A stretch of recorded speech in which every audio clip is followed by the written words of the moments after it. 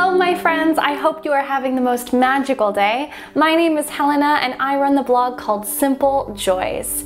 Today we're going to be talking about how to add more stillness and silence in our loud and busy digital world. I'm going to break down some hygge, slow lifestyle habits that I've cultivated in my own life that have led to a more joyous, present, and appreciative life. How I've implemented these habits in a practical way so that you can implement them in your life as well. I began my slow living journey 2 years ago. I was living in New York City for 5 years and I was living a very rushed, fast-paced, busy, social life. And I found that despite the achievements, the social calendar, all the great stuff that I had on paper actually wasn't fulfilling to me. It wasn't until I turned to the slow living movement, to the hygge lifestyle, that my life changed. I thought that this video would be really helpful to anyone who is curious about living a more hygge, old-fashioned, slow lifestyle. Before we get into today's topic on slow living,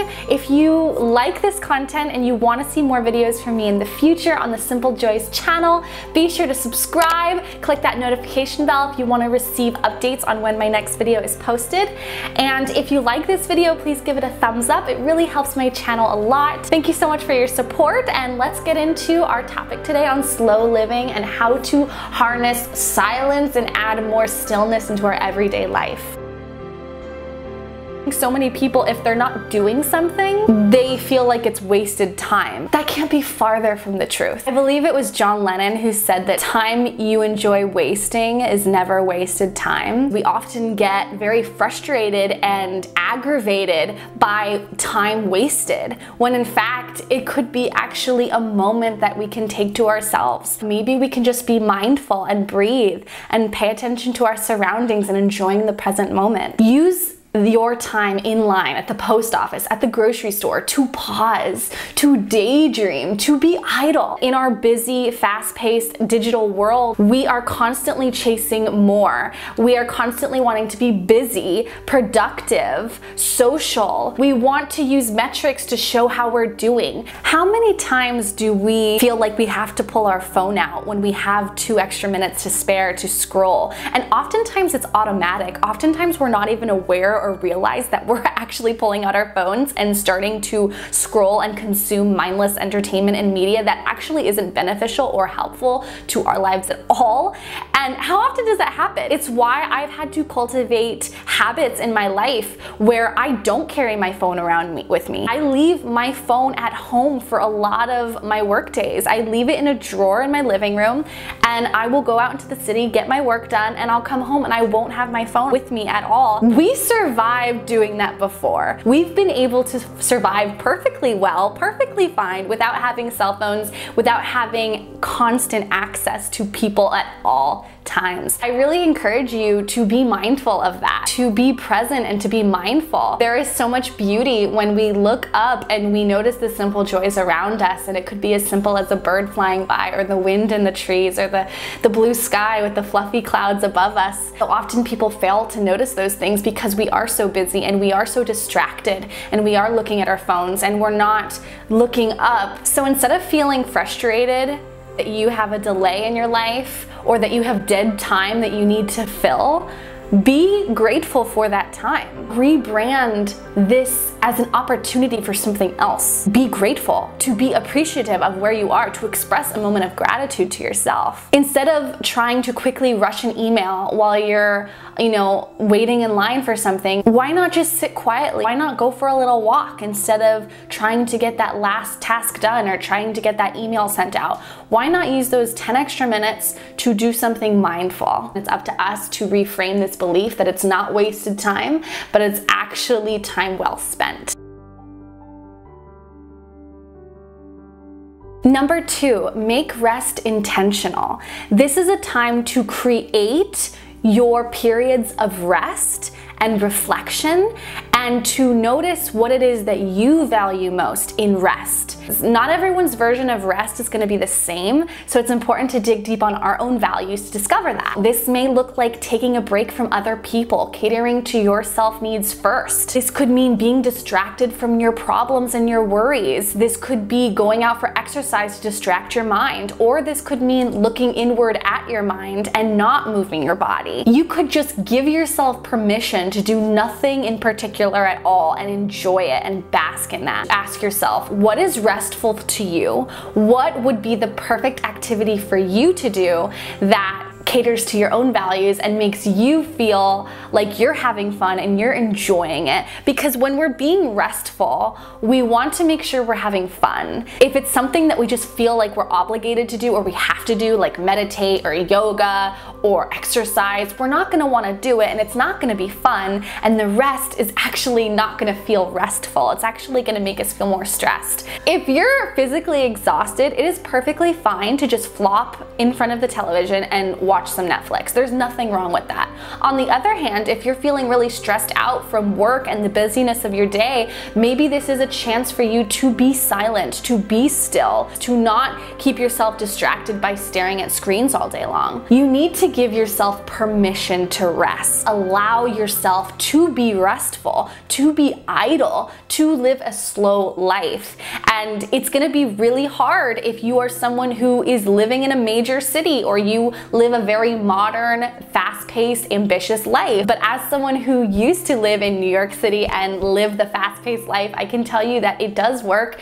It does take time. It is a habit that you have to cultivate over a period of time, but it does work, and it does bring immense joy, satisfaction, and pleasure.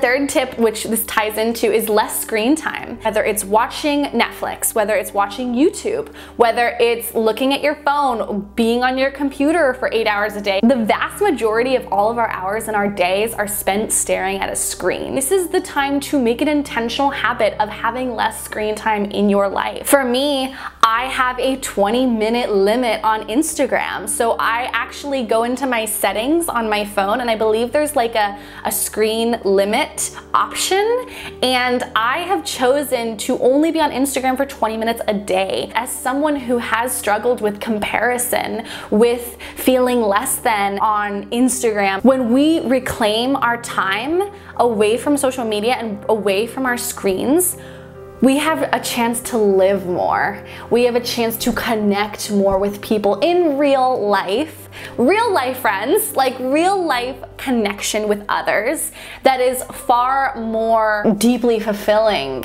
than a life lived on screen. So make an intentional habit to have less screen time in your life. You don't need a productivity app. You don't need all these apps for all these different things. You don't need to count your steps. You don't need to count how much water you're drinking every day. Or you can simplify and just not track it at all. All this extra stuff is just extra that you don't need. It's not necessary.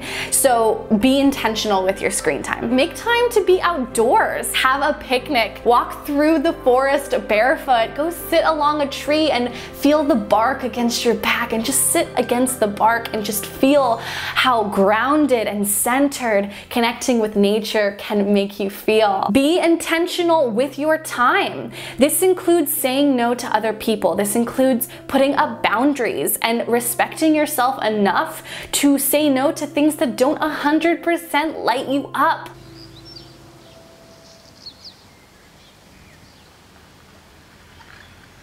Add small, restful moments to your life. You become addicted to rushing through things. I encourage you to slow down, to stop rushing, to be mindful of your time, your breath, your movements. We try to do everything with maximum efficiency at all possible. We try to have this peak performance all the time, but we actually don't have to. Instead of opting for a quick rushed shower, take a slow bath. You don't have to do it every day. How about instead of rushing through traffic and taking the car or a metro, why don't you just walk?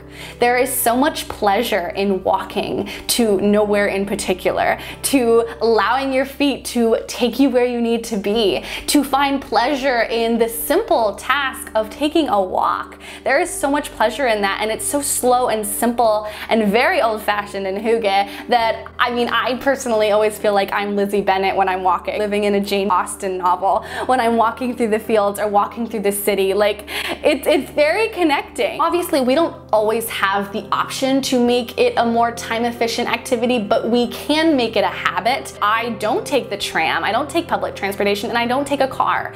I bike 45 minutes into the city center every day, and then I walk from there. And that is a great way for me to stay connected and physically in my body, to connect with the sensory part of me. You don't have to check your emails the minute you sit down on the train. You can allow yourself to people watch. Try this activity for me, will ya? Go to a coffee shop or sit on the train and don't pull out your phone or your laptop or work at all. Just people watch. Daydream. Look out the window and allow your mind to wander. Look up at the scenery around you. Look at the people and try to guess where they're going or where they just came from. There is so much pleasure, imagination that comes when we allow ourselves to wander, to allow our minds to be still and silent. Stare into space. Doodle. Try a jigsaw puzzle. Play a game of solitaire. There are so many activities that we could do when we make the time to cultivate a habit.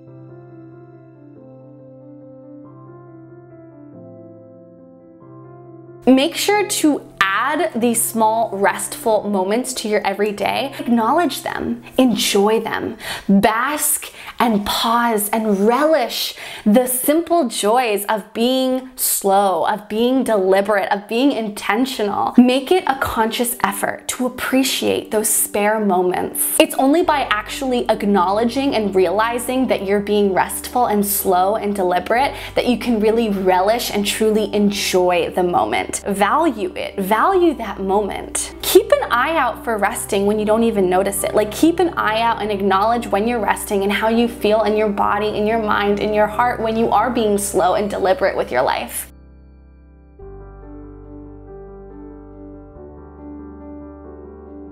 The last little tip that may help you on your journey to living a slow, simple hygge lifestyle of stillness and slowness, create an area in your home where you have activities or things that can connect you to the hygge lifestyle. For example, right behind me here is an area, a little cabinet, a little space where I have different items that connect me with my hands, with my body, slow activities that help me to be more mindful. I have a sewing kit, I have paints, I have Polaroids, lots of Polaroid film. When I take a Polaroid, I'm so much more deliberate and it's so much more fun for me to relish in that slow moment. I've got letter writing and stationery sets.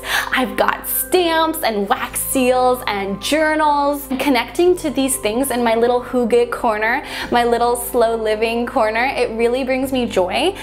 If you don't have an area in your house that you can devote to your hygge activities, you can make a box. Like, literally get a crate or a trunk or even a small box and put a few things in there that you can connect to and come back to when you need less screen time. It unconsciously sets a habit of you to keep coming back to, and that's something that I did here, and now it is a place that I go to every day when I need to get away from my screen or my laptop, and it's such a beautiful way to live a slow lifestyle, to live a more hygge lifestyle of stillness and silence. So I hope you enjoyed this video, my friends. I hope these quick little tips at all help you to live a more slow, deliberate, and intentional life.